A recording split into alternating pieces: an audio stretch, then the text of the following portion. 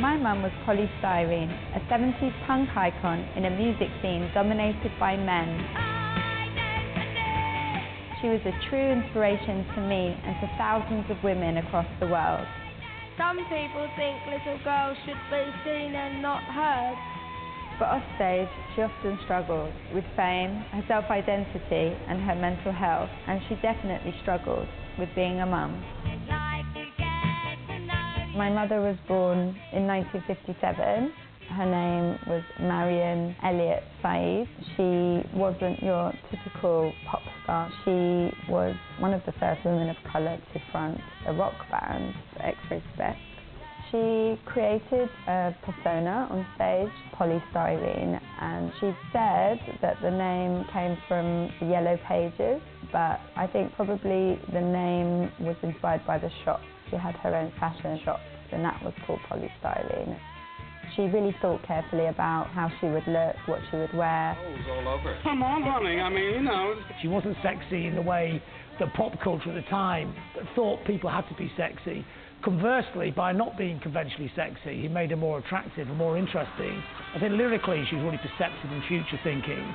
Just a brilliance to the way she wrote them and the way she delivered them as well. It was a revolutionary way for a woman to present herself in pop music at the time. This is my mum's archive, all the work that she had created over the years. She did all the artwork herself, and she made a lot of her own clothes. It's a really lovely experience going through her archive, kind of like looking through the keyhole at a version of my mother that I didn't really know.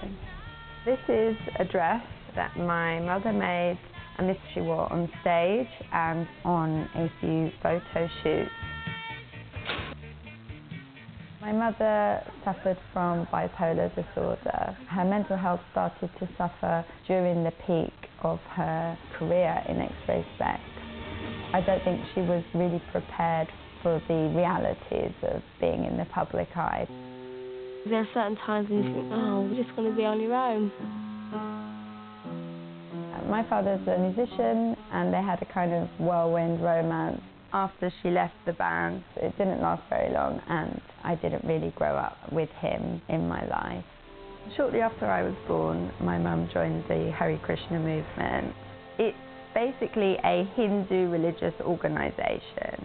The Soho Street Temple is a place that we used to visit very often. We used to live nearby. We then moved to a larger rural temple in Hertfordshire. I think she found solace and comfort in a more simple lifestyle. I actually used to have a lot of tantrums when I was little because I wanted to play with these. Throughout my childhood, I often wished that I had a more normal background or family. I went to live with my grandmother when I was 8 years old. It was my decision because my mother's mental health had gotten quite bad. It's not something she wanted to happen, but she would come to accept it later on. She moved to Hastings in the early 2000s, and our relationship just got better and better. I was becoming an adult, and she'd really learned to look after herself, look after her health, and had kind of mellowed out. So in 2008, she decided to reform X-Ray and play at the Roundhouse.